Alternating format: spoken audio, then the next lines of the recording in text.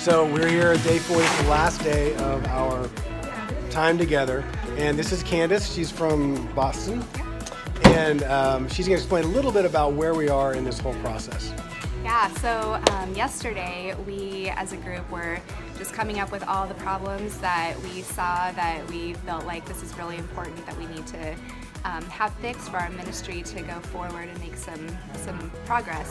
And then we whittled it down to the most important 11 that we thought were our biggest obstacles to get over, and these are the major things. And then we took a vote on those 11 to see which of these 4 do we feel like in the next 90 days like we really need to tackle. What are the ones we want to take head on? And so we voted and we came up with the 4. And then today we are breaking up into 4 different groups and coming up with practical solutions to move forward in these 4 areas. And so this morning we were hashing out like, okay, what are our main action points? What are we going to do in the next 90 days to move forward in these areas? Awesome. Yeah. And so today, we're at lunch right now. Yep. And today, after lunch, we'll get together and we'll start prototyping those things. We came up with some great solutions, but we're only picking 1 or 2 that we're going to say, okay, how are we going to really do something in 90 days to make some progress on this? It's not going to solve everything, but begin to make progress and hopefully begin to make the most progress that we can right now. Is that right? Right, and then we're gonna come up with these prototypes, these examples, and we're gonna try them out on teams and cities or whatever ways that we feel is the best to try it, see what works, see what doesn't, come back and keep perfecting the process. Yeah. So. Now I'm sure everyone out there is dying to know, what are the problems that you came up with? What are the ones, and are they the ones that I think are the problems or not? Can you walk us through just the 4 that we have here? Yeah, so lack of critical mass and having the right people in the right role. So that's mostly the recruiting kind of issue and having the right people. Finding people, recruiting people, and retaining people is all encompassed in that. Okay.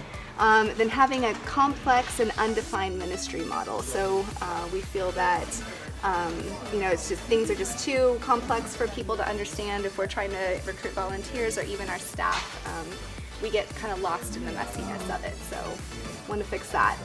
Having a lack of standard operating procedures and the volume of expectations on staff. So this also kind of fits in with that in terms of there's just people, our staff and roles or volunteers just don't know what exactly is expected of them, and then they end up doing so much more, having lots of jobs. So we want to fix that. And then staff care and development, and this really, they really all feed into each other, but if we're taking care of our staff, making sure they're not working 3 full-time jobs and expected to have certain results, and if we're making sure that they have time to have time with the Lord, have a weekend off, being personally developed and coached, all of those things will kind of feed into everything else. So obviously we're not going to fix everything right now, but I do think those 4 things, that we can begin to make progress on those, we're going to have a much healthier ministry. Would you agree? I agree. And then also it's important to know that if there's a problem that's not on these 4, we're not saying we're not going to address it. It's just these are the ones we're addressing first, and then hopefully once we've got those getting in a good direction, then we're going to start focusing on all of these others as well. So we're not saying if your problem isn't up here, then we're not fixing it. It's just this is what we're putting as prioritized, and going from there. Well said. Thank you, Candace. Yeah, you're welcome. Well, we have finished the week and everyone is heading home tomorrow. It was a great week. We got a lot done. Today after lunch, we broke up into 4 different groups and we tackled some of the problems, came up with solutions.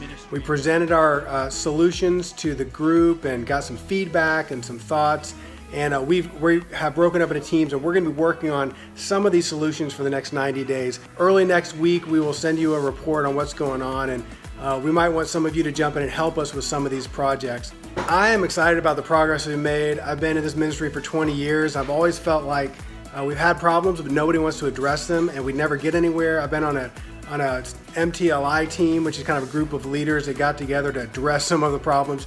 Action was never taken on it, so that's always been frustrating to me. But I'm seeing in this a commitment to make action and a plan to make action, and I'm excited to see what the next steps are going to be. So I'm going to go get some sleep, but you guys will hear from us next week. and we'll continue to roll out this plan and continue to keep you up on what's going on. Thanks for serving Christ with us. Thanks for reaching teenagers with us. I'll be praying for you all as the school year starts out and you start gathering students. Thanks a lot.